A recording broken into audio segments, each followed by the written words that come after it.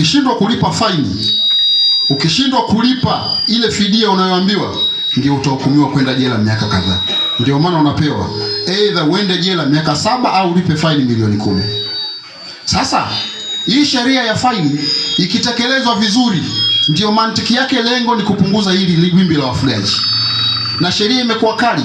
Hii sheria tunayotumia kwenye vijiji ya kila ng'ombe mmoja shilingi 50,000, kama ingekuwa inatekelezwa ipasavyo, tungepiga hatua.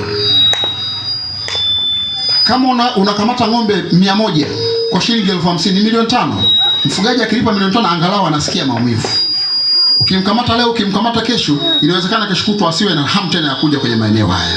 Lakini sheria hiyo, changamoto kubwa, haitekelezwi.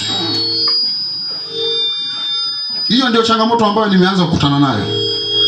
Nitawapa mifano kadhaa, na bahati nzuri kuna mfano ameuelezea hapo mwenyekiti. Huu ndio utakuwa kama mfano hai.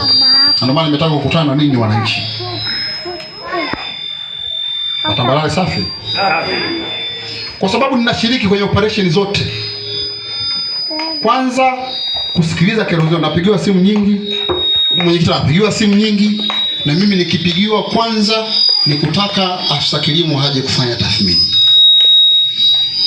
Kwa sababu aliyopewa mamlaka ya kufukuza na kukamata ng'ombe ni askari polisi. Jukumu letu sisi kama viongozi ni kuhakikisha mkulima tathmini imefanyika shambani kwake na kumbukumbu inabaki. Watakapokamatwa ng'ombe, basi tunaanza kutumia kumbukumbu hiyo kama sehemu ya kiambata kwa ajili ya malipo ya fidia kwa mkulima huyo. Hiyo ndio jukumu la kwanza.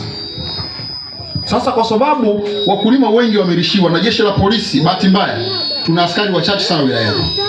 Hao ndio watakiwa wawe na Nguruge, hao wawe na Mbilanje na maeneo mengine ndani ya halmashauri hii.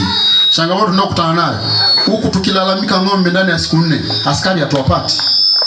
Mpaka ikitokea siku wamekuja, watakapokamata hapo ndio tunaanza kukumbuka na fidia za watu wengine kwenye kijiji hicho. Tukikamata nako changamoto ni kubwa.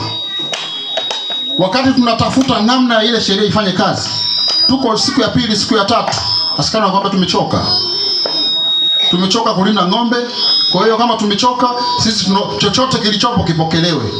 Hii sheria itafanyaje kazi?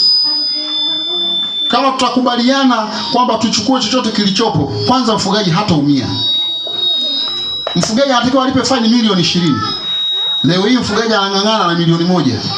Ukisema askari tuchukue hicho tuondoke, sisi tumechoka, ataumia. Kesho atakuja tena kwa makali makubwa sana.